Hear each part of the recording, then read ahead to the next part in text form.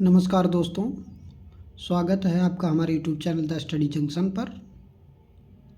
दोस्तों, कुछ समय के लिए हमने वीडियो बनाना बंद कर दिया था किसी कारणवश, लेकिन आज से अब आपको रोज़ एक नया वीडियो मिलेगा। तो चलिए शुरू करते हैं आज की क्लास। आज की क्लास में पहला क्वेश्चन है जो द्विघात समीकरण के चैप्टर 4F से हल किए बिना द्विघात समीकरणों की मूलों की प्रकृति ज्ञात कीजिए। ये द्विघात समीकरण दिए हुए हैं, इनमें से प्रत्येक की हमें मूलों की प्रकृति बताना है कि मूलों की प्रकृति कैसी है, वास्तविक है या वास्तविक नहीं है या बराबर है। ठीक है, तो चलिए बताते हैं हम आपको कि इनकी मूलों की प्रकृति कैसे ज्ञात करना है। ठीक, देख लीजिए। पहला क्वेश्चन है 2x² - 3x + 5 = 0। ठीक है, नोट कर लेते हैं इसको कॉपी पे। हाँ तो दोस्तों, सवाल को हमने कॉपी पर नोट कर लिया है।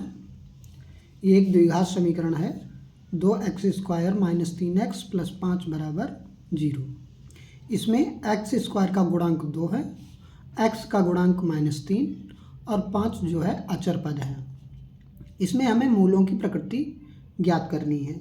तो मूलों की प्रकृति ज्ञात करने से पहले हम एक सारणी देखते हैं, पहले इसका अध्ययन करेंगे।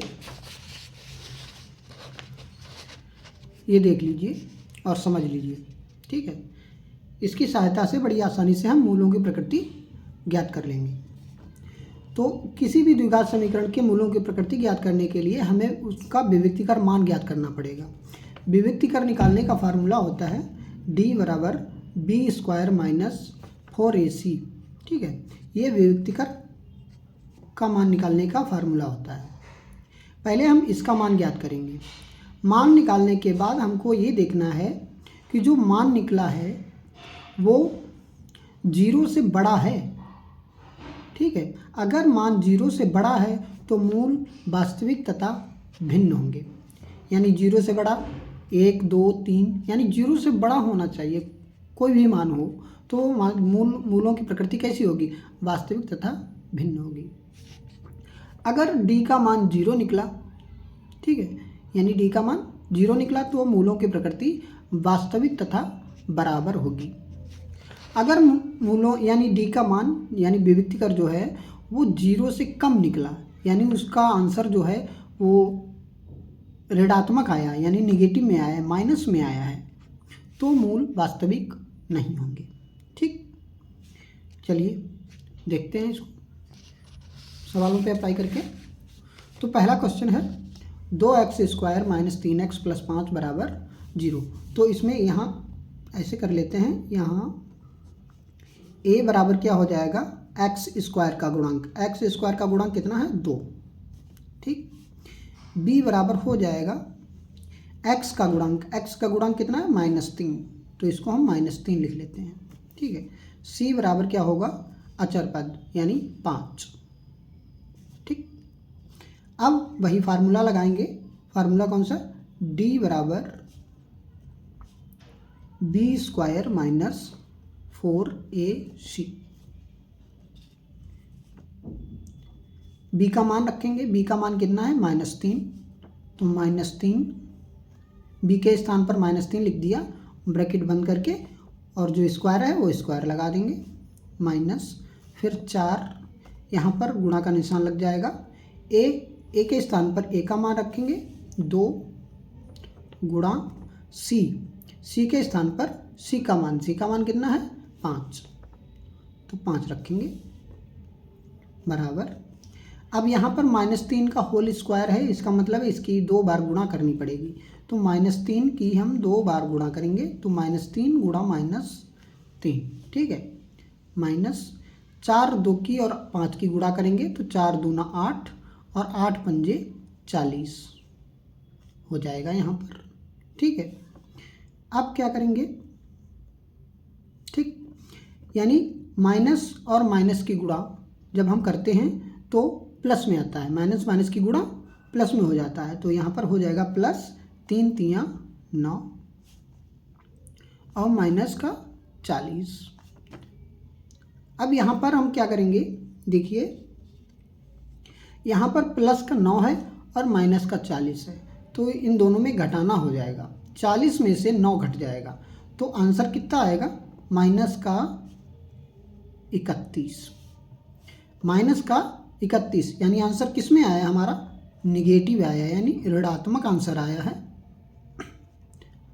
आंसर आया है ऋणात्मक, यानी डी का मान जो है 0 से छोटा है, 0 से कम है तभी तो माइनस में आया है। ठीक है, तो यहाँ पर लिख देते हैं, यहाँ डी जो है छोटा है 0 से, डी का मान जो निकला है वो 0 से कम है। ठीक, अतः मूलों की प्रकृति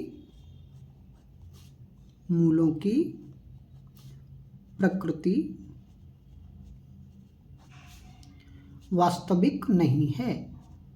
क्या लिखेंगे, वास्तविक नहीं है।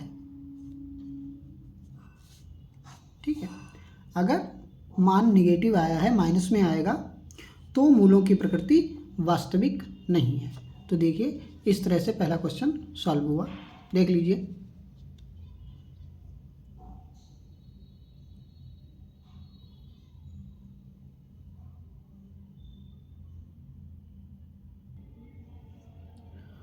हाँ तो दोस्तों समझ में आया, चलिए बढ़ते हैं अगले क्वेश्चन की तरफ, उसमें आपको पक्के रूप से अच्छे से समझ में आ जाएगा।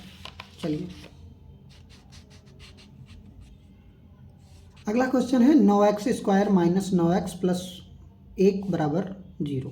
तो यहाँ पर रखते हैं a बराबर 9, जैसे उसमें क्या था वैसे ही, b बराबर -9 और c बराबर 1। ठीक है, विभक्तिकर का फार्मूला लगाते हैं, d बराबर b² माइनस 4ac। b का मान कितना है, -9, तो -9 का होल स्क्वायर, फिर -4 गुणा a का मान कितना है 9 गुणा c का मान कितना है 1, तो यहाँ पर 1 लिख देते हैं। यहाँ -9 का होल स्क्वायर है, यानी 2 बार गुणा हो जाएगी, -9 गुणा -9, फिर -4 9 की और 1 की गुणा करेंगे, 4 नेमा 36 और 36 से कम 36। ठीक, बराबर यहाँ माइनस माइनस की गुणा, प्लस में 9 नेम 81, 81 माइनस 36, यहाँ प्लस का ज़्यादा है और माइनस का कम है तो घटाना हो जाएगा।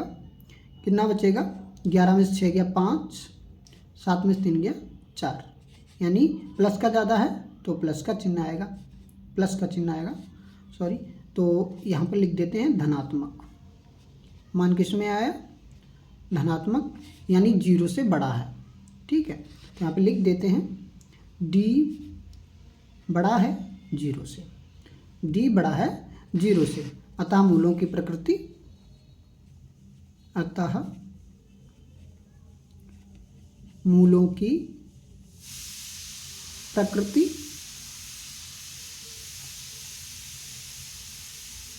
वास्तविक तथा भिन्न,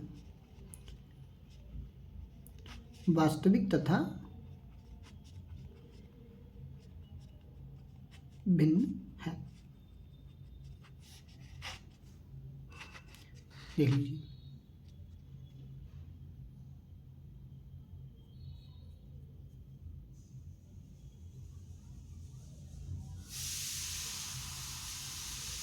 चलिए बढ़ते हैं नेक्स्ट क्वेश्चन की तरफ।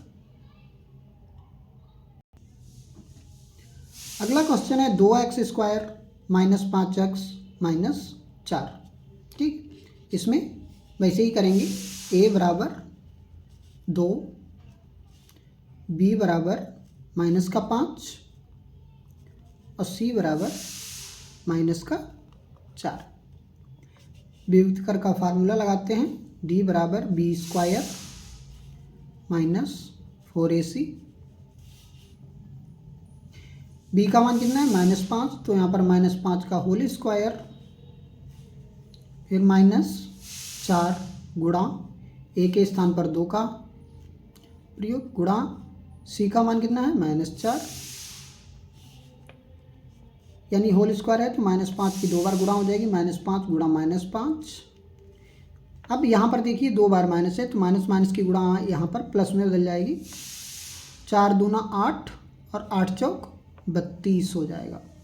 ठीक, माइनस माइनस की गुणा प्लस में, 5 25 प्लस 32, यानी दोनों संख्याओं में चिन्ह समान है, यानी दोनों प्लस प्लस की हैं तो दोनों जुड़ जाएंगी, हो जाएगा 5 2 7 और 3 2 5, यानी धनात्मक मान निकला है। इसका भी मान जो है धनात्मक है, अतः मूलों की प्रकृति कैसी होगी, वास्तविक तथा भिन्न। यहाँ पर लिख देते हैं डी, जो डी का मान जो है 0 से बड़ा है, अतः मूलों की प्रकृति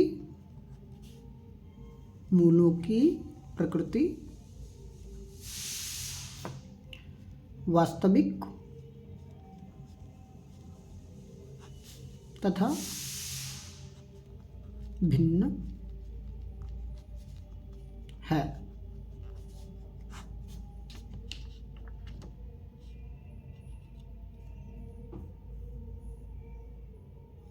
ये इस तरह से होगा।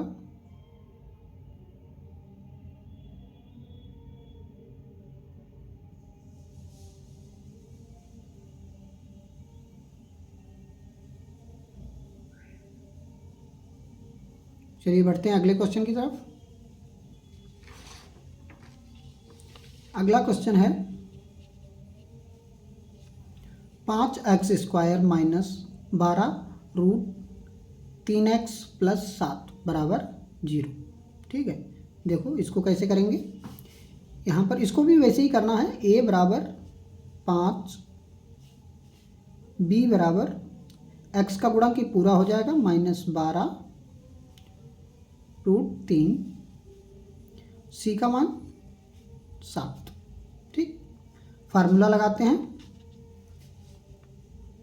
d बराबर b² माइनस 4ac, b का मान कितना है -12 रूट 3, तो -12 रूट 3 का होल स्क्वायर। ठीक, फिर -4 गुणा ए का मान कितना है 5 गुणा सी का मान 7,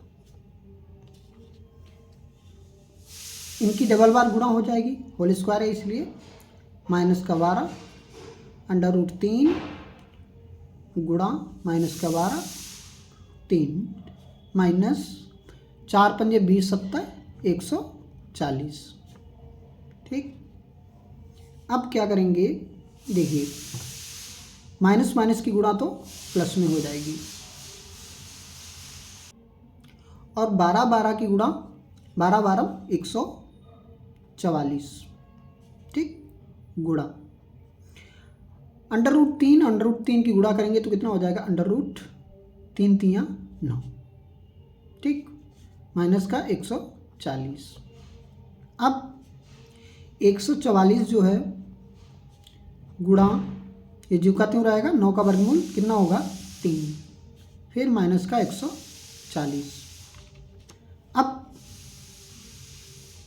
इनकी गुणा कर देते हैं 3 से 144 की, 3 चौक 12, 3 चौक 12 1 13, हाथी लगा 1, 3 एकम 3 1 4, 432। 432 में से 140 घटाते हैं, यानी ये प्लस का ये माइनस का है तो घटाना हो जाएगा, प्लस का ज़्यादा है तो प्लस का बचेगा। 2 13 में से 4 गया 9, 3 में से 1 गया 2, और आंसर आया 292, यानी प्लस का। तो आंसर किस में आया, धनात्मक, प्लस में आया तो ये धनात्मक होगा। अतः मूलों की प्रकृति यानी डी जो है वो 0 से बड़ा है, अतः मूलों की प्रकृति वास्तविक तथा भिन्न है। तो मूलों की प्रकृति ऐसे ज्ञात करेंगे। ठीक है।